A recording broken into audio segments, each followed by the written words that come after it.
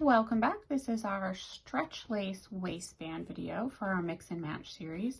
So you should have a front, back, gusset, and legs sewn. And then your stretch lace will be cut to the elastic measurement on the chart.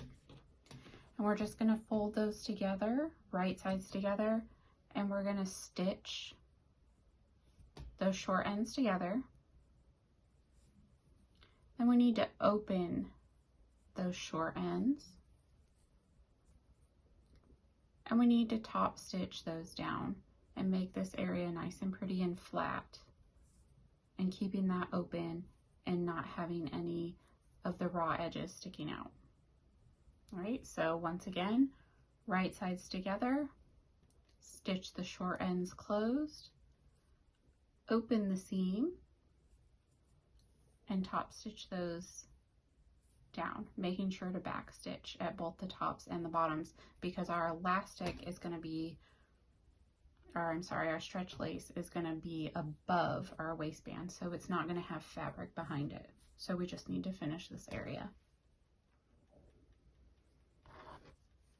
All right, so I just top stitched with my lightning bolt stitch.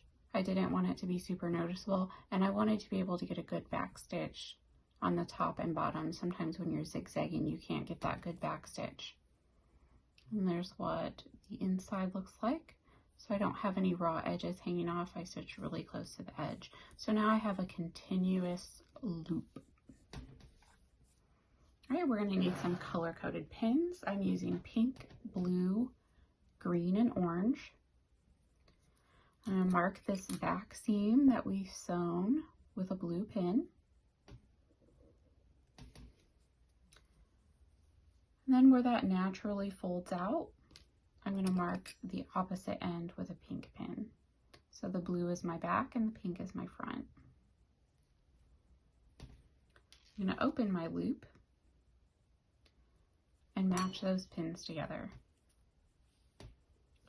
Then where it folds on the side, I'm going to mark with a green pin.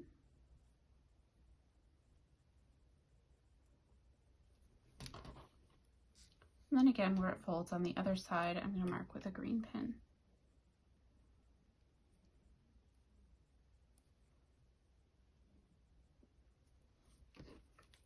All right, now you have a quartered waistband.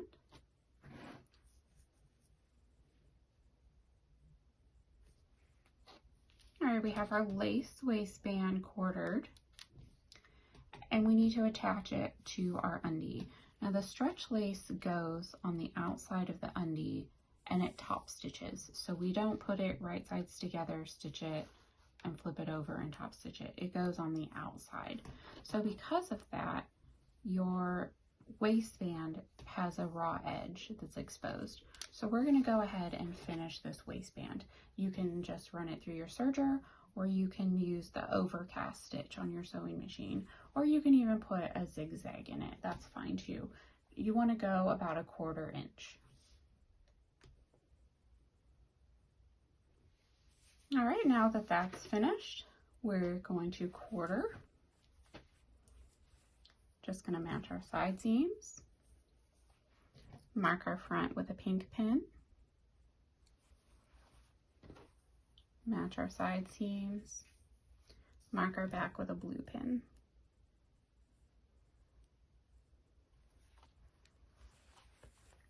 Now we're going to match our pink and blue pin, and just make sure that our side seams are actually our side points. Mine are. If yours aren't, go ahead and mark your side seams.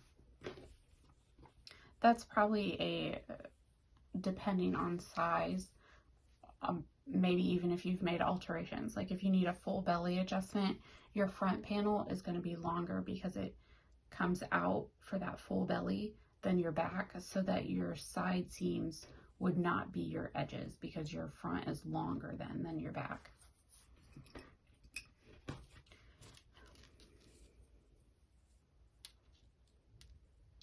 All right, you need to determine what's the top and what's the bottom of your stretch lace.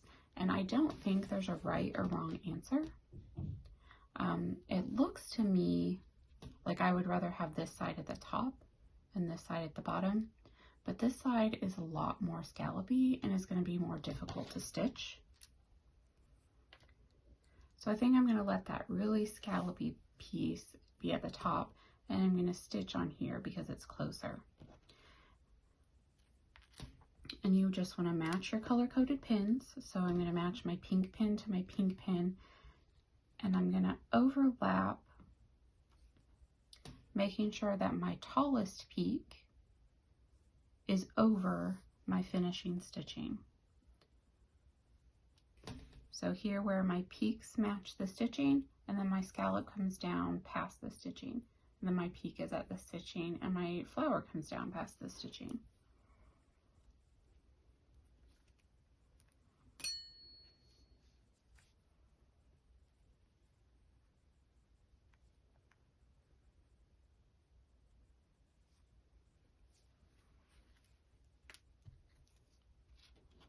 And then I'm going to flip that over and do the same with my back pins. So I'm going to match my blue pins, make sure I'm covering my stitching.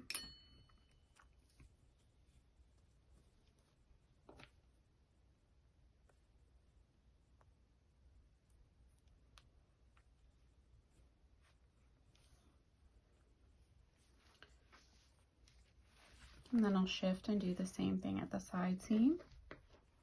So I'll match where my pin is to my side seam, making sure that my scallops are coming down far enough to cover my stitching.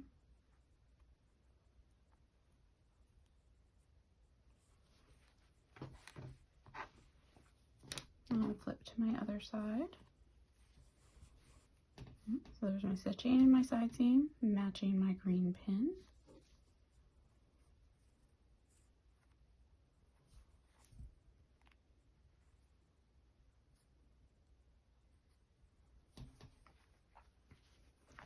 Alright, now I have all of my quarters matched, and just to give myself a little help, I'm going to put some helper pins between these points.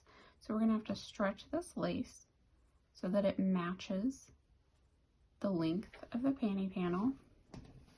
And then I'm just going to pick a place near here, the center, where one of these scallops is. I'm just going to hold it with my fingers tightly so that when I release all this, it stays in place. And then I'm just going to add an orange pin. A little helper pin. And I'm going to do that for each of my sections. And this just helps so I don't have to stretch so far when I'm at the machine. I'm taking just a little time to do it, some of it now.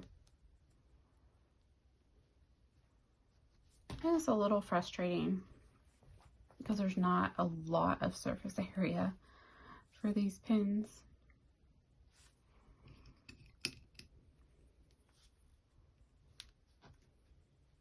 And I'm trying to catch the lace and the stitching.